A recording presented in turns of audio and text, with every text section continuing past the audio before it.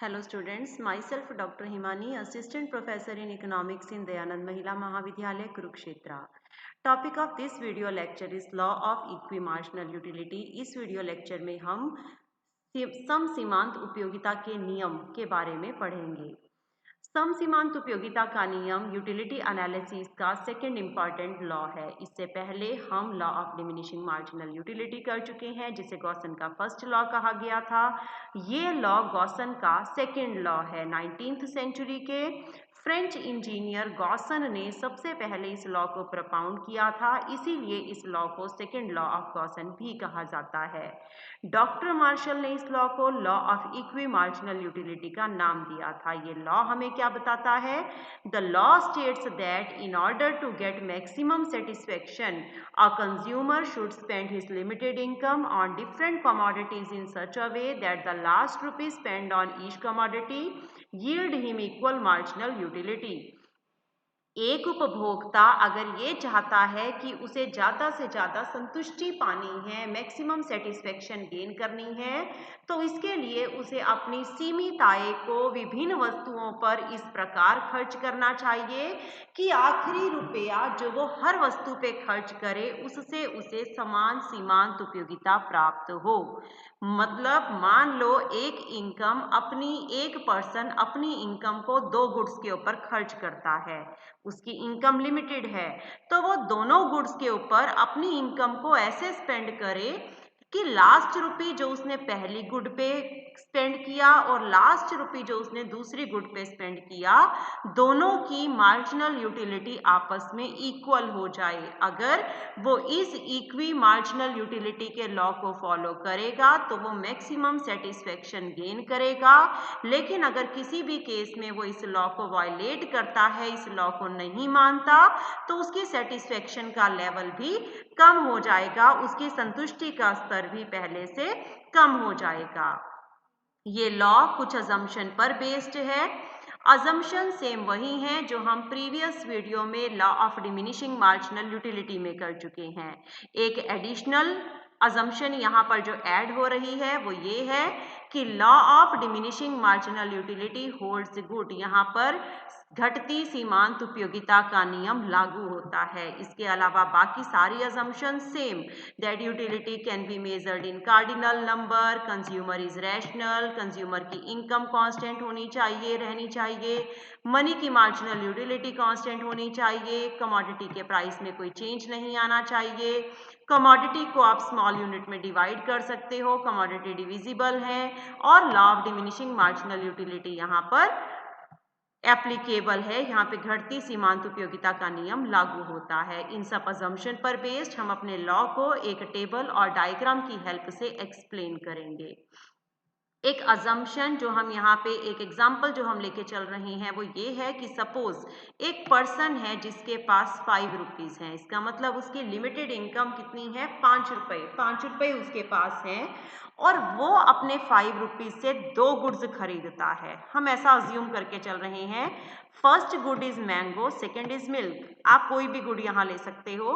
Suppose ये दोनों good 1 रुपी की आती हैं, मतलब मैंगो खरीदने जाओ तो 1 रुपी पर केजी है और मिल्क लेने जाओ तो 1 रुपी पर लीटर है। ऐसा हम अज्यूम करके चल रहे हैं।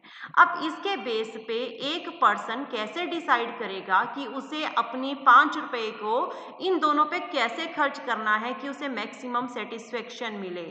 इसके लिए हम law of equi marginal utility की हेल्प लेंगे। कैसे लेंगे? ध्यान से देखिए। हम टेबल बना रहे हैं।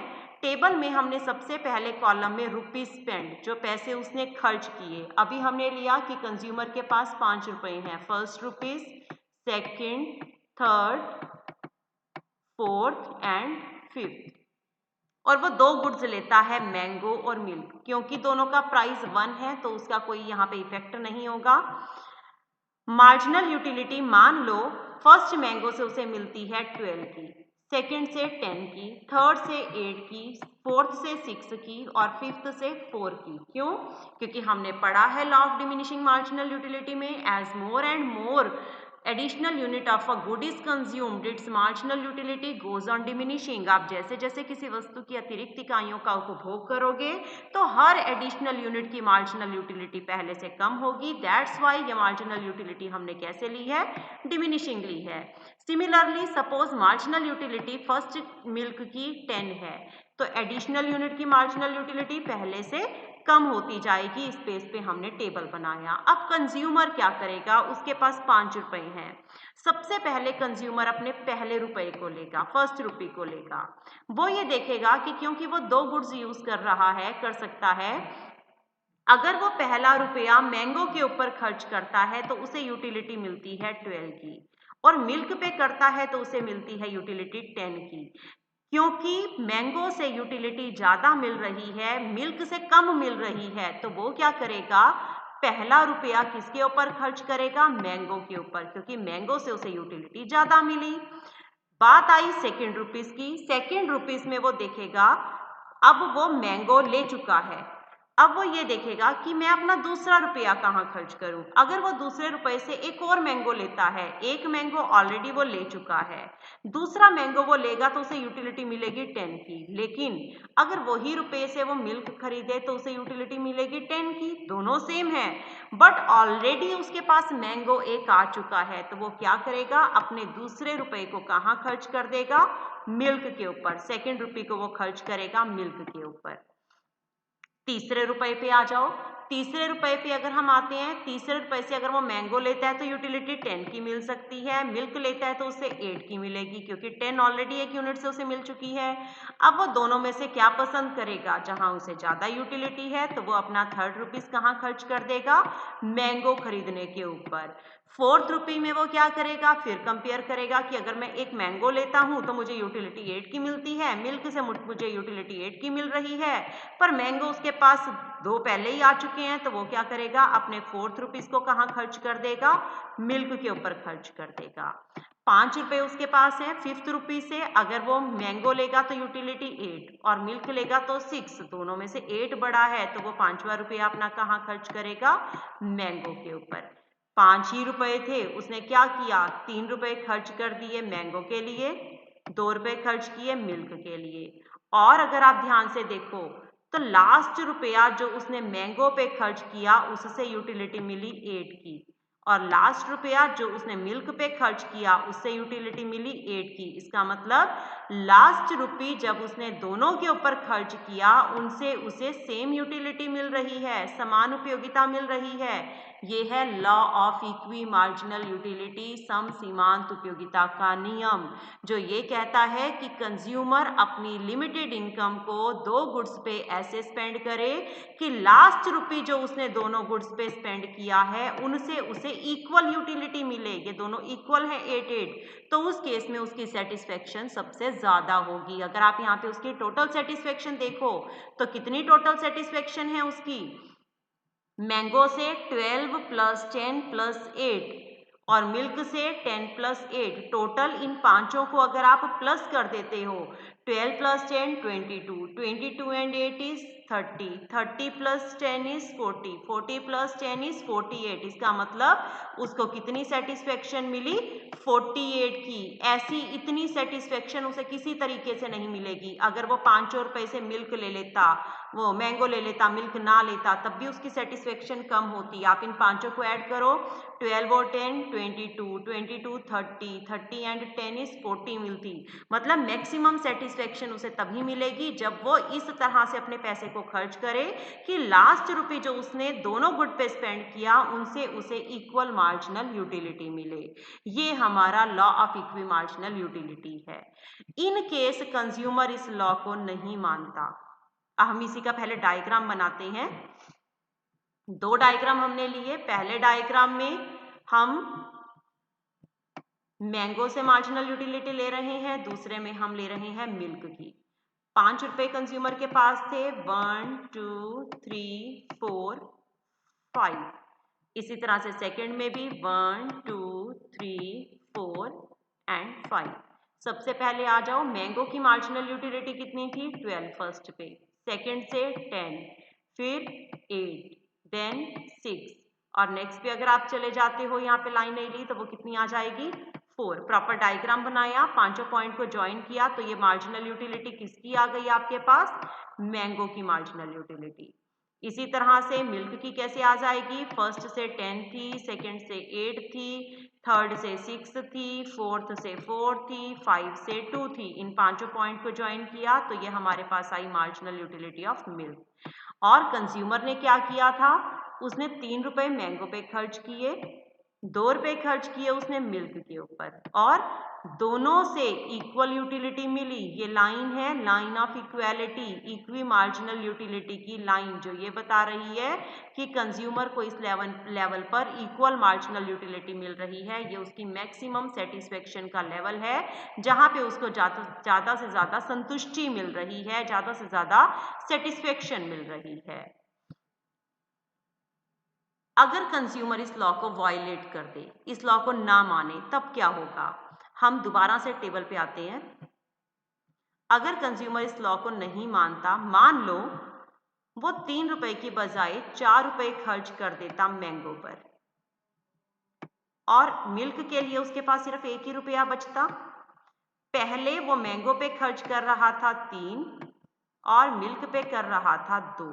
अब क्या हुआ, 1 रुपया उसने इस पे खर्च किया तो उसे यूटिलिटी मिली 6 की, लेकिन एक यहां से कम हुआ तो यूटिलिटी कितनी कम हो गई, 8 की। इसका मतलब उसका गेन तो सिर्फ 6 का है, पर लॉस कितने का है, 8 का। इसका मतलब loss is greater than gain. उसको जो हानि हुई, नुकसान हुआ, वो ज्यादा हुआ, लाभ उसे कम हुआ। तो यहाँ पे उसको कोई फायदा नहीं हुआ। अगर आप उसकी यूटिलिटी देखो कि उसे कितनी यूटिलिटी मिली टोटल, अगर वो 4 पे खर्च कर देता है मैंगो पे और 1 रुपया खर्च करता है मिल्क पे, तो टोटल कितनी यूटिलिटी है, 12 और 10 22, 22 and 8 30, 30 plus 6 is 36, 36 and 10 is 46। और पहले क्या यूटिलिटी उसे मिल रही थी जब उसने लॉ के अकॉर्डिंग फंक्शन किया था, 48 की। इसका मतलब यहाँ उसकी सेटिस्फेक्शन का लेवल पहले से कम हो चुका है, तो लॉ को वायलेट करके, तोड़ के उसे कोई फायदा नहीं होगा। अगर वो चाहता है कि उसे मैक्सिमम सेटिस्फेक्शन हो तो उसे लॉ के अकॉर्डिंग चलना होगा। हम अब लॉ को अगर कंज्यूमर वायलेट करता है तो उसका डायग्राम ले रहे हैं। डायग्राम में सेम डायग्राम हमने बनाया जो भी हमने बनाया था। अब हमने ले लिया कि कंज्यूमर 4 रुपीज स्पेंड कर रहा है मैंगो के ऊपर, तो मैंगो के ऊपर 4 रुपीज और मिल्क के ऊपर 1। पहले वो कर रहा था मैंगो के ऊपर 3 और मिल्क के ऊपर 2 रुपीज, और ये उसकी आ रही थी line of equi marginal utility, सम सीमांत उपयोगिता की रेखा। अब यहाँ पे उसे 1 यूनिट से इतना फायदा हुआ, बेनिफिट हुआ, गेन हुआ, लेकिन 1 यूनिट यहाँ से कम करके उसे ये सारा लॉस हुआ, शेडेड पोर्शन।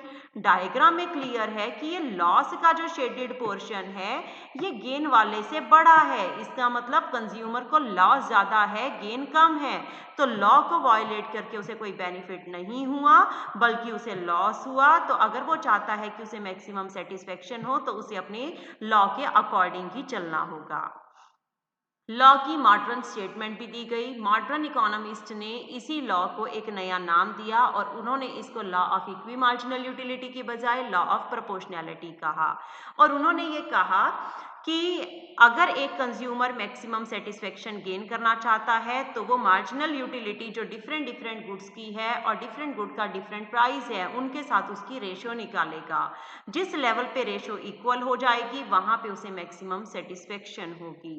क्या फार्मूला उन्होंने दिया, उन्होंने कहा कि मैक्सिमम सेटिस्फेक्शन के लिए सपोज कंज्यूमर 2 गुड्स यूज करता है ए और बी, तो कंज्यूमर देखेगा ए गुड से उसे क्या यूटिलिटी मिली, डिवाइड बाय ए का क्या प्राइस है, बी से क्या यूटिलिटी मिली, डिवाइड बाय बी का क्या प्राइस है। जहां ये इक्वल है वो उसकी मैक्सिमम सेटिस्फेक्शन है। इसका मतलब अगर वो n गुड यूज करता है तो फार्मूला में आप इसी फार्मूला को n तक जर्नलाइज कर दोगे। एक्सप्लेनेशन के बाद आ जाता है इस लॉ की इंपॉर्टेंस क्या है जो हमने पढ़ा। इस लॉ की इंपॉर्टेंस बहुत ग्रेट इंपॉर्टेंस है इकोनॉमिक्स में। रॉबिन्स ने इस लॉ को इकोनॉमिक्स का बेस कहा था। तो हम सबसे पहली इसकी इंपॉर्टेंस लेके चल रहे हैं कंजम्पशन में। कोई भी कंज्यूमर जब अपनी लिमिटेड इनकम को डिफरेंट डिफरेंट गुड पे कंज्यूम करता है, स्पेंड करता है, तो वो इसी लॉ के अकॉर्डिंग करता है, इस तरह से खर्च करता है कि उसे मैक्सिमम सेटिस्फेक्शन मिल सके। तो ये लॉ कंज्यूमर की हेल्प करता है। प्रोडक्शन में भी इसकी हेल्प है। हर प्रोड्यूसर ये चाहता है कि उसके प्रॉफिट मैक्सिमम हो, और मैक्सिमम प्रॉफिट अचीव करने के लिए प्रोड्यूसर को अपने रिसोर्सेज, जो भी रिसोर्स उसके पास हैं, उन्हें डिफरेंट डिफरेंट कमोडिटी की प्रोडक्शन में इस तरह से यूज करना चाहिए कि लास्ट रिसोर्स जो उसने डिफरेंट कमोडिटी की प्रोडक्शन में लगाए हैं उनसे उसे इक्वल मार्जिनल प्रोडक्टिविटी मिल जाए और उसे मैक्सिमम प्रॉफिट हो। एक्सचेंज में भी इसकी हेल्प है। एक्सचेंज का मतलब होता है जिस चीज़ से आपको कम यूटिलिटी है उसकी जगह आप ज़्यादा यूटिलिटी वाली चीज़ को रिप्लेस कर दो। तो law of equi marginal utility की हेल्प से एक पर्सन को ये हेल्प मिलती है कि वो मोर यूटिलिटी वाली थिंग को लेस वाले के साथ, लेस वाले की जगह पे मोर वाले को रिप्लेस कर सकता है, और तब तक करेगा जब तक दोनों से मार्जिनल यूटिलिटी इक्वल ना हो जाए। उस पॉइंट पे वो एक्सचेंज करना रोक सकता है, उस पॉइंट पे वो एक्सचेंज करना बंद कर देगा और उसकी सेटिस्फेक्शन मैक्सिमम हो जाएगी। डिस्ट्रीब्यूशन में भी इसकी आप हेल्प ले सकते हो। डिस्ट्रीब्यूशन जब नेशनल इनकम की जाती है, जैसे लैंड लेबर कैपिटल है, लैंड को रेंट पे करना, लेबर को वेजेस देना, कैपिटल को इंटरेस्ट देना, तो वो इस तरह से पे किए जाते हैं कि हर फैक्टर को उनकी मार्जिनल प्रोडक्टिविटी के अकॉर्डिंग रेम्यूनरेशन दिया जाए, उसके अकॉर्डिंग उनको पे किया जाए। पब्लिक फाइनेंस में गवर्नमेंट जब अपने फाइनेंस को तैयार करती है, अपने रिवेन्यू और एक्सपेंडिचर के बारे में फाइनेंस बनाती है, ध्यान रखती है, तो उस केस में भी इस लॉ की हेल्प ली जा सकती है। गवर्नमेंट जब टैक्स को लेवी करती है, टैक्स लगाती है फाइनेंस मिनिस्टर, तो वो इस तरह से लगाता है कि हर टैक्स पेयर का जो सेक्रीफाइस है, मार्जिनल सेक्रीफाइस है टैक्स देने के बाद, वो इक्वल हो जाए। Distribution of income between saving and consumption, एक पर्सन अपनी इनकम से या कंज्यूम करता है या सेव करता है। जब वो अपनी इनकम को दो पार्ट में डिवाइड करता है, ये देखता है कि उसे कितना कंजम्पशन और कितनी सेविंग करनी है, तो वो भी उनसे होने वाली यूटिलिटी को देखता है। वो ये देखता है कि मनी को कंजम्पशन पे खर्च किया जाए तो उसे कितनी यूटिलिटी मिलेगी, सेविंग की जाए तो क्या यूटिलिटी मिलेगी, और बेस्ट ऑप्टिमम एलोकेशन जो उसे लगती है उस तरह से वो अपनी इनकम को स्पेंड करता है। ऑप्टिमम डिस्ट्रीब्यूशन ऑफ कमोडिटी, एक फ्री मार्केट इकोनॉमी में कमोडिटी की जब ऑप्टिमम डिस्ट्रीब्यूशन होता है, आदर्श बंटवारा होता है, तब भी इस लॉ की हेल्प ली जाती है। ऑप्टिमम डिस्ट्रीब्यूशन का मतलब है ऐसा डिस्ट्रीब्यूशन कि जिसमें स्लाइड सा भी अगर चेंज किया जाए तो यूटिलिटी का लेवल पहले से कम हो जाए। तो अलग अलग पर्सन में जब डिफरेंट डिफरेंट कमोडिटीज को बांटा जाता है, डिस्ट्रीब्यूट किया जाता है, तो ये देखा जाता है कि हर पर्सन की मार्जिनल यूटिलिटी जो एक पर्सन को उस गुड से मिल रही है वो आपस में इक्वल हो जाए।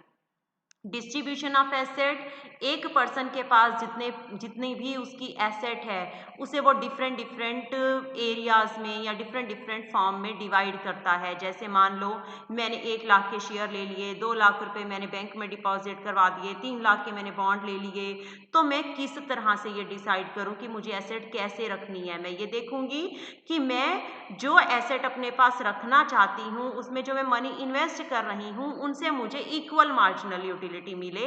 अगर मैं अपने पैसों को इस तरह से खर्च करती हूँ, इस लॉ को फॉलो करती हूँ, तो मेरी मैक्सिमम सेटिस्फेक्शन होगी। लॉ को कई पॉइंट्स पे क्रिटिसाइज भी किया गया, जैसे कि हम ऑलरेडी कर चुके हैं प्रीवियस वीडियो में। हमने अजम्पशन ली इस लॉ में भी कि कंज्यूमर रैशनल नहीं है, रैशनल होना चाहिए, बट कई केसेस में कंज्यूमर रैशनल नहीं होता।